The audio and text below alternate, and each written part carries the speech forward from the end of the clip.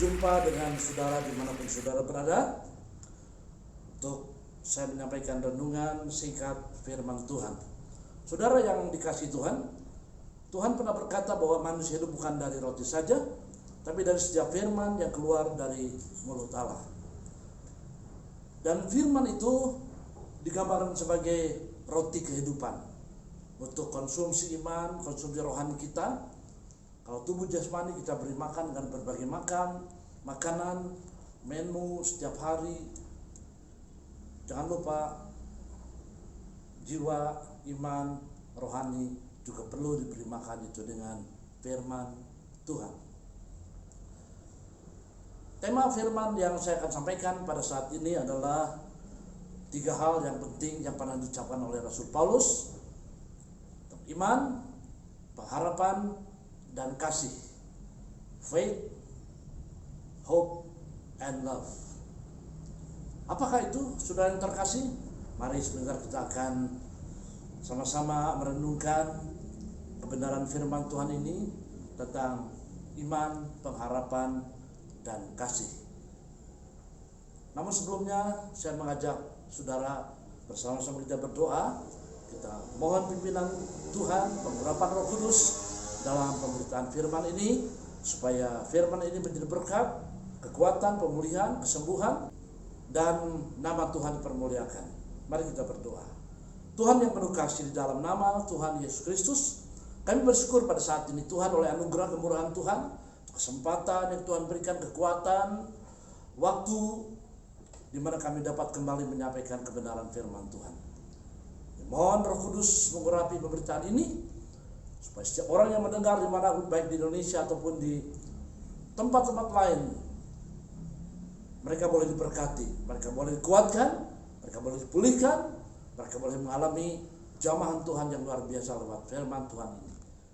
Kami percaya Roh Kudus menyertai pemberitaan firman ini, sehingga nama Tuhan dipermuliakan. Dalam nama Tuhan Yesus Kristus kami berdoa. Amin. Puji Tuhan. Iman, pengharapan, dan kasih. Kita akan baca bersama-sama, saudara. Perhatikan, kita menyimak dari 1 Korintus pasal 13 ayat 13. Demikian bunyi firman Tuhan. Demikianlah tinggal ketiga hal ini, yaitu iman, pengharapan, dan kasih. Dan yang paling besar diantaranya ialah kasih. Setelah dari pasal 13 dalam 1 Korintus ini dibicarakan tentang kasih.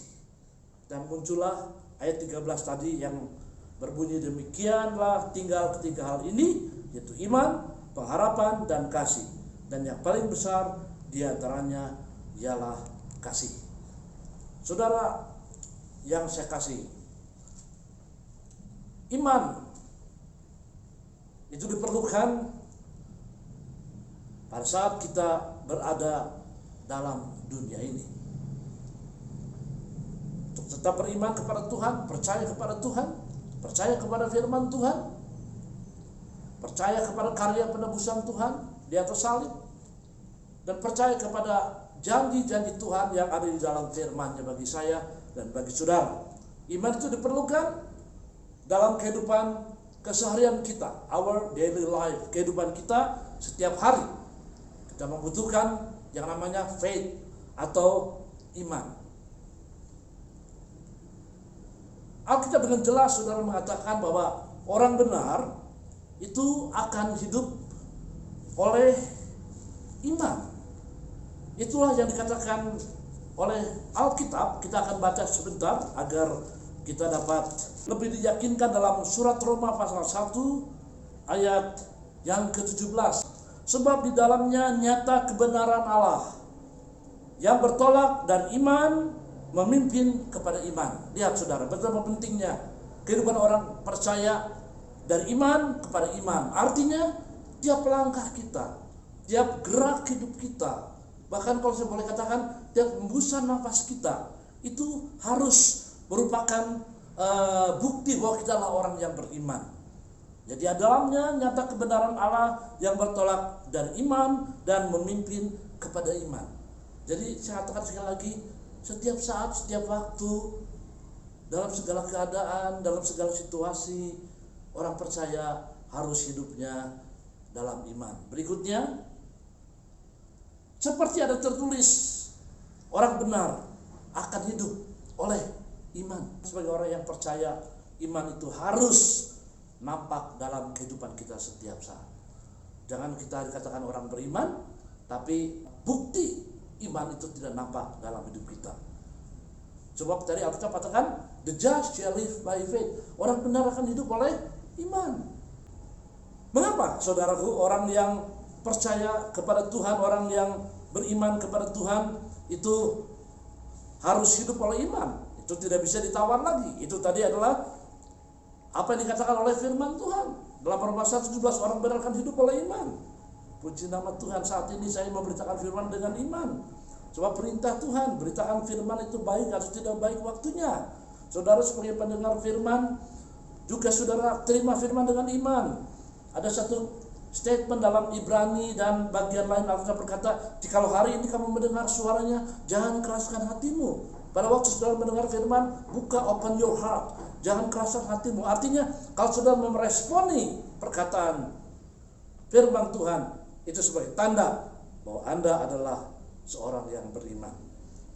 Lebih jauh saya akan membacakan saudaraku dengan Ibrani 11 ayat 1 sampai 3. Iman adalah dasar dari segala sesuatu yang kita harapkan dan bukti dari segala sesuatu yang tidak kita lihat. Itulah perlunya iman.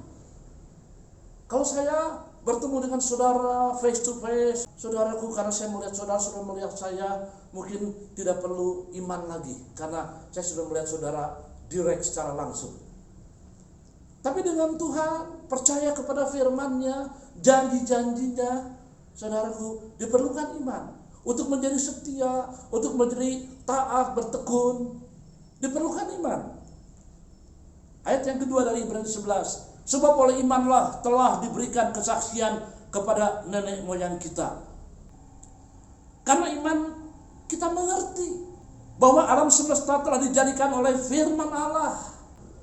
Sehingga apa yang kita lihat telah terjadi dari apa yang tidak dapat kita lihat. Nah, itulah iman. Alam semesta dijadikan oleh firman Tuhan. Dari yang tidak ada menjadi ada. Itulah iman, perlu iman. Untuk percaya Tuhan, untuk taat, untuk setia. Apa dikatakan oleh firman Tuhan, kita memerlukan faith, iman. Itulah sebabnya tadi dikatakan orang benar itu akan hidup oleh iman. Puji Tuhan, kadang-kadang ada hal-hal yang mungkin kita tidak bisa mengerti dengan akal pikiran kita. Tapi kata firman, just believe, percaya. Puji nama Tuhan. Saya percaya juga pada saat ini di mana saudara sedang mendengarkan firman ini disampaikan, saudara begitu yakin bahwa dari firman itu ada kuasa Tuhan yang menguatkan, memulihkan, menyembuhkan, memberikan kepada saudara janji-janji yang luar biasa karena saudara punya iman. Dan saya sebagai pemberita firman, ada ayat mengatakan bahwa firman yang disampaikan itu tidak terbuang dengan sia-sia. Itulah sebabnya saya dengan semangat, dengan percaya, saya sampaikan firman Tuhan. Saudara-saudara, that is faith, itulah iman. Orang benar hidup oleh iman. Puji nama Tuhan. Kemudian dari iman, pengharapan, dan kasih. Saudara, kita tidak bisa menyangkal dan kita juga kadang-kadang dihadapkan kepada fakta, realita. Ya, sebagai orang yang percaya, saudaraku, kita mengalami tantangan, pergumulan, mungkin ada hal-hal yang terjadi yang sebetulnya kita tidak harapkan. Saudara, baik dalam kehidupan sehari-hari, saudara bergaul, bermasyarakat, ya, dalam studi, dalam mencari nafkah, begitu banyak tantangan yang kita hadapi. Dalam pelayanan juga sama, di gereja, tidak sedikit tantangan yang kita hadapi. Saudara, itulah sebabnya dibutuhkan hope, pengharapan. Pengharapan yang pasti, pengharapan yang tidak salah, pengharapan yang tepat. Saudara, tentunya pengharapan kepada Tuhan dan firman-Nya. Ini memberikan kepada kita, saudaraku, semangat, gairah, sukacita dalam menjalani hidup ini. Karena saya katakan pengharapan yang pasti, pengharapan yang tepat hanya di dalam Tuhan. Saudaraku, semua pengharapan dalam dunia ini bisa berubah, bisa berlalu, tidak ada yang kekal. Saudara, saya pernah punya seorang kawan, saudara, ini fakta. Dia tadinya begitu mengidolakan seseorang, sehingga orang itu yang diidolakan itu mensupport teman saya kebutuhannya sepenuhnya, saudaraku. Dan teman saya itu begitu yakin bahwa setiap kebutuhan keperluannya itu dia katakan ada Mr. X yang mensupport. Dan dia semangat, saya tahu persis. Tapi tiba-tiba, saudaraku, saya punya kawan itu berubah total. Dia menjadi pemurung. So, dia bisa menyendiri di kamarnya. Saudaraku, dia tidak mau bergaul. Karena setelah saya tahu dia mengalami, saudaraku, stres yang cukup berat. Karena Mr. X yang tadi saya katakan yang menjadi idolanya itu, saudaraku, yang boleh dikatakan mensuplai, mencukupi kebutuhannya, meninggal dunia. Dan sekarang dia stres berat, dia katakan harapanku hilang, lenyap. Itulah dunia, fakta, saudara-saudara. Aku tidak mengatakan pengharapan yang pasti itu penting dalam hidup ini. Ada satu ayat yang kita sangat kenal. Oh, hati yang gembira adalah obat, tapi semangat yang patah keringkan tulang. Amsal 17 ayat 22. Saudara yang dikasihi oleh Tuhan, bagaimana kita bisa memiliki hati yang gembira? Hidup yang penuh semangat, sukacita, hidup yang bergairah, menatap masa depan. Di mana kita sekarang menjalani masa kini yang penuh dengan pergumulan. Betul, saudara? Firman Tuhan mengatakan, saudara, bahwa pengharapan di dalam dunia ini bersifat sementara. Tadi saya berikan contoh. Belum lama ini ada sebuah kecelakaan, sebuah bis dharma wisata, bis yang sedang piknik menuju sebuah tempat. Penumpangnya begitu banyak. Saya percaya kalau saya tanya satu persatu penumpang dalam bis itu, mereka senang bahwa mereka menuju satu tempat, saudaraku, untuk mereka di sana bersukacita, bersenang-senang. Mereka menyewa sebuah bis. Puluhan orang ada di dalamnya.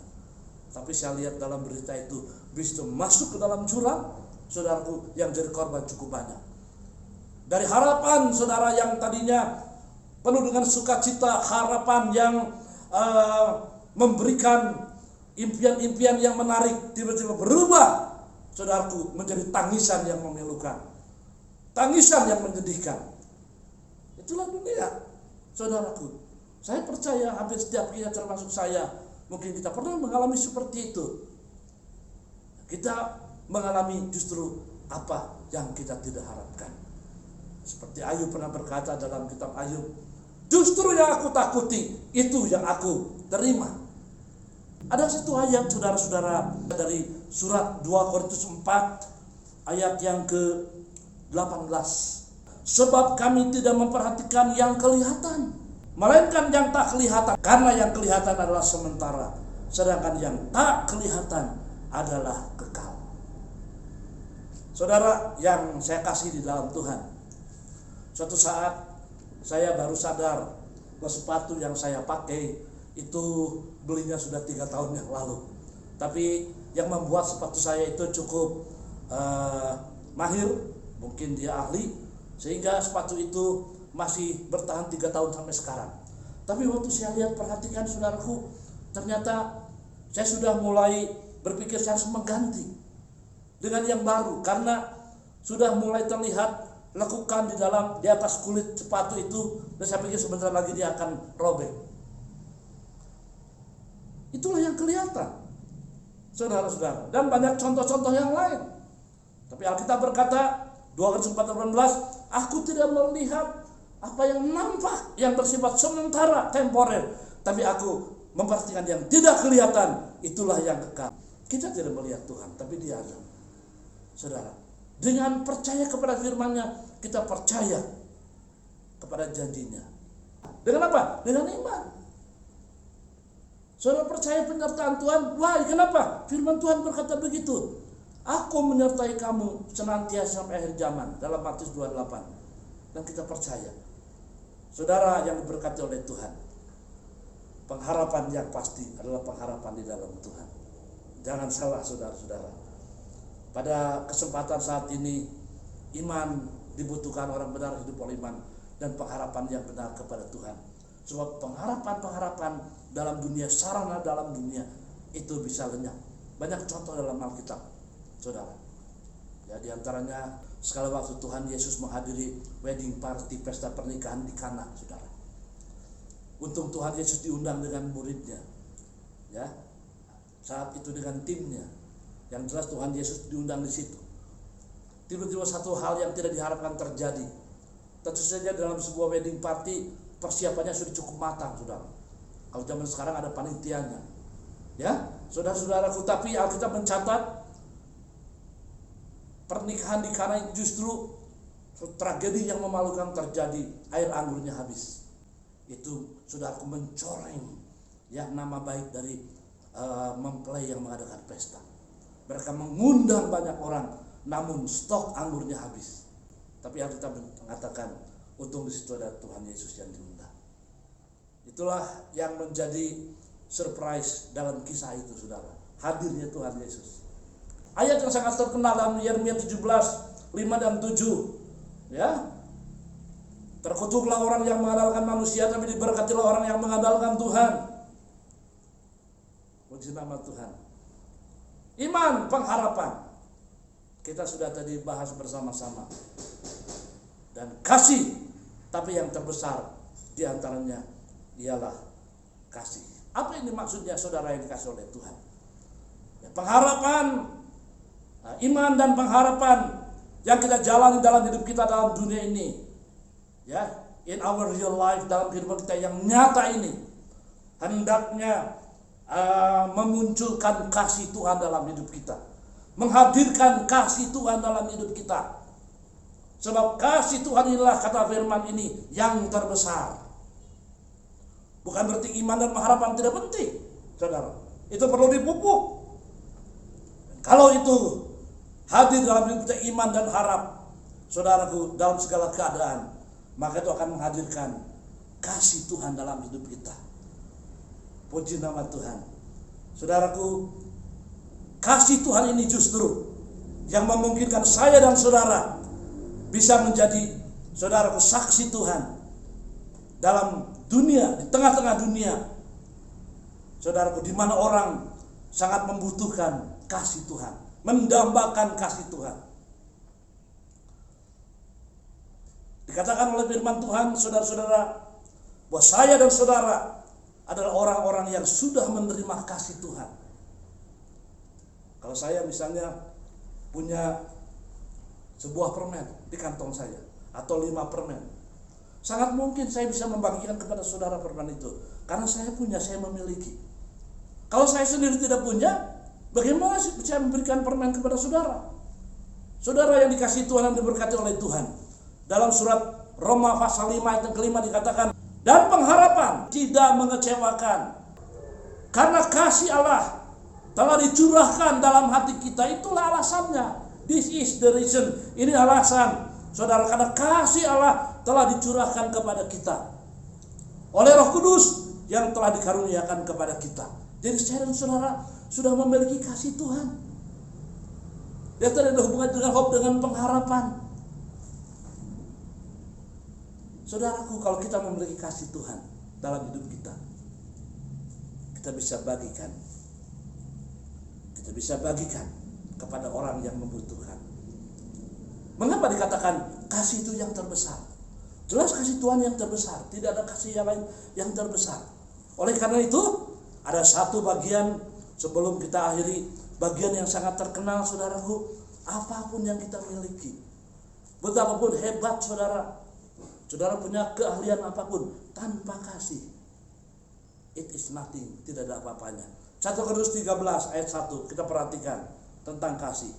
Sekalipun aku dapat berkata-kata dengan semua bahasa manusia dan bahasa malaikat, tapi jika aku tidak mempunyai kasih Tuhan, agape, aku sama dengan gong yang berkumandang dan canang yang gemerincing.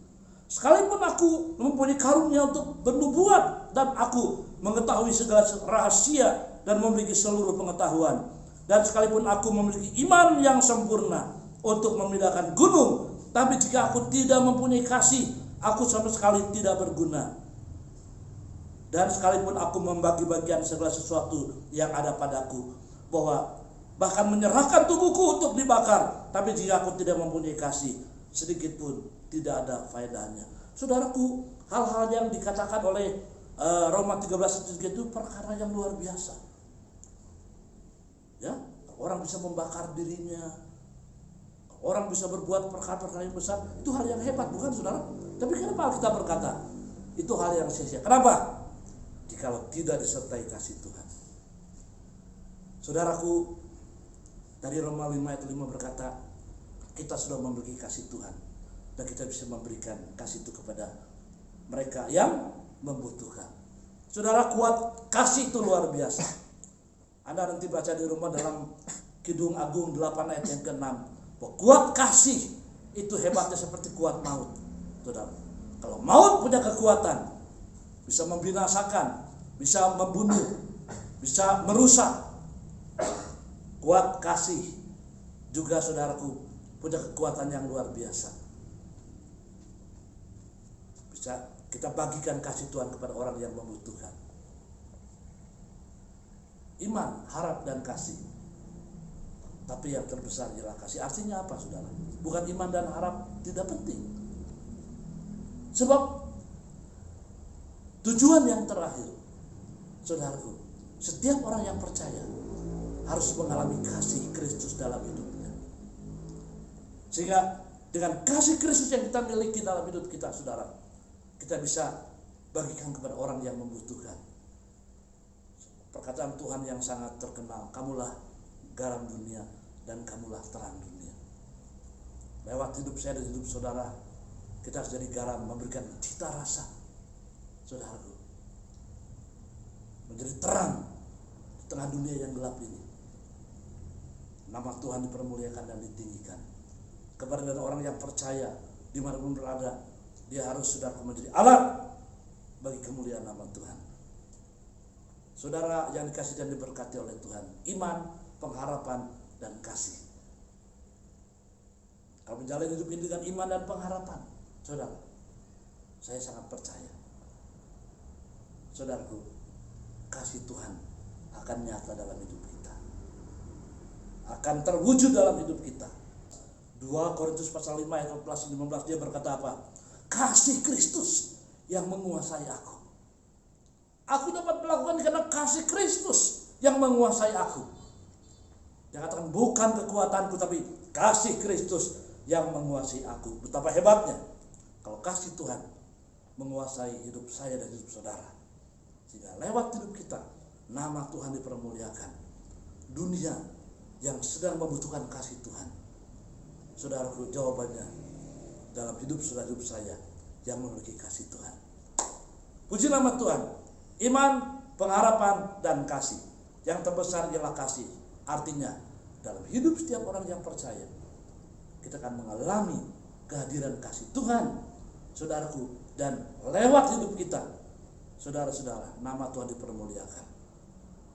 Puji nama Tuhan, apapun yang saudara alami saat ini, percayalah, kasih Tuhan masih diberikan, tersedia bagi saya dan bagi saudara. Pergumulan apapun yang saudara hadapi, kita memiliki iman dan pengharapan. Dan kita adalah orang-orang yang memiliki kasih Tuhan. Dimanapun saudara berada, kita firman ini memberkati kita sekalian. Puji nama Tuhan. Baik, kita akan akhiri dengan doa saudara-saudara yang sakit, yang beban berat, yang punya masalah, yang apapun yang saudara hadapi.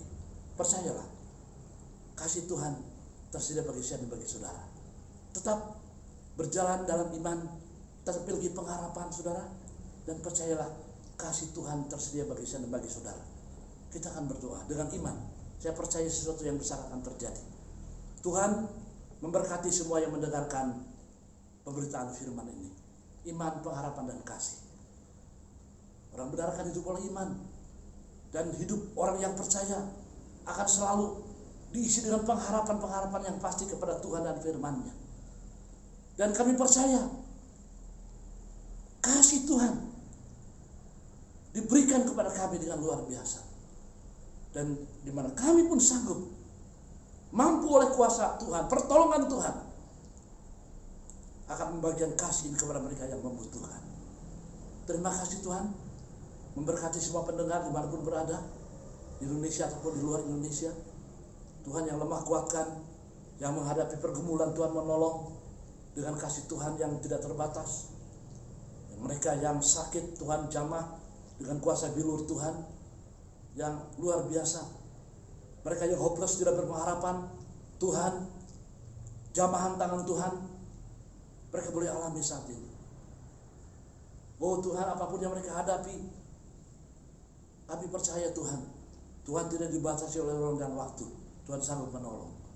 Terima kasih bila kami seimbang di dalam hidup kami, memiliki iman, pengharapan, dan kami akan mengalami kasih Tuhan yang luar biasa. Memberkati semua anak Tuhan dimanapun berada, orang percaya, para hamba-hamba Tuhan, gereja Tuhan, memberkati semua. Terutama di masa pandemi COVID ini, Tuhan, perlindungan penyertaan Tuhan nyata, kekuatan Tuhan nyata dalam hidup kami.